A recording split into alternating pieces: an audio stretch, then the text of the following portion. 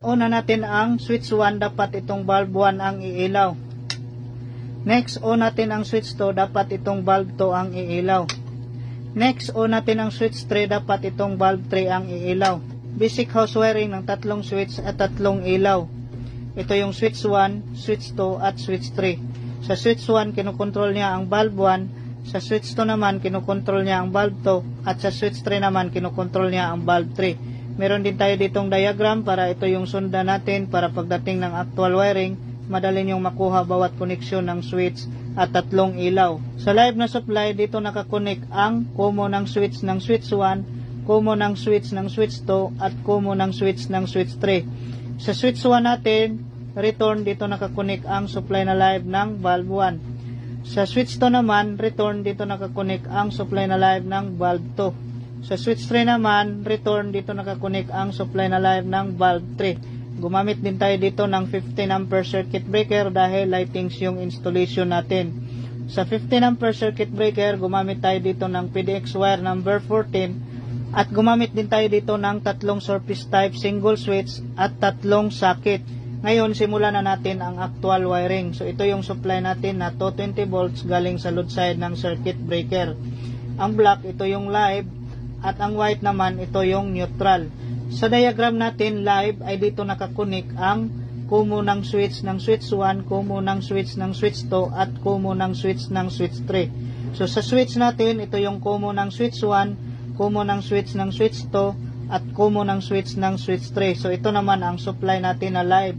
So, supply na live, dito natin i-connect ang common ng switch 1, common ng switch 2, at common ng switch 3. So, itong apat na wire, ito ang splice natin.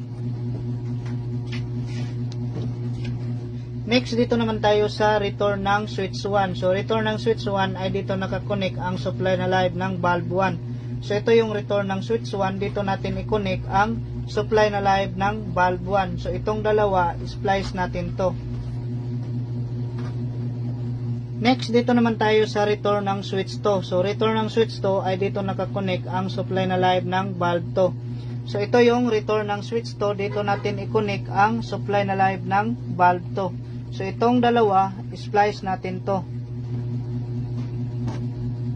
Next, dito naman tayo sa return ng switch 3. So, return ng switch 3 ay dito nakakonek ang supply na live ng bulb 3. So, ito yung return ng switch 3. Dito natin i-connect ang supply na live ng bulb 3.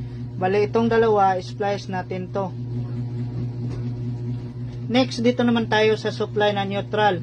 Sa supply na neutral, dito nakakonek ang supply na neutral ng bulb 1, supply na neutral ng bulb 2, at supply na neutral ng bulb 3. So, ito yung supply natin na neutral. So, dito natin i-connect ang supply na neutral ng bulb 1, supply na neutral ng bulb 2, at supply na neutral ng bulb 3. So, itong apat na wire, ito ang splice natin. Next, lagyan na natin ng electrical tape itong connection natin. Next, lagyan na natin ang bulb 1, bulb 2, at bulb 3. Next, on na natin ang circuit breaker.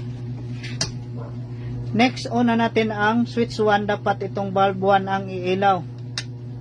Next, on natin ang switch 2. Dapat itong bulb 2 ang iilaw. Next, on natin ang switch 3. Dapat itong bulb 3 ang iilaw.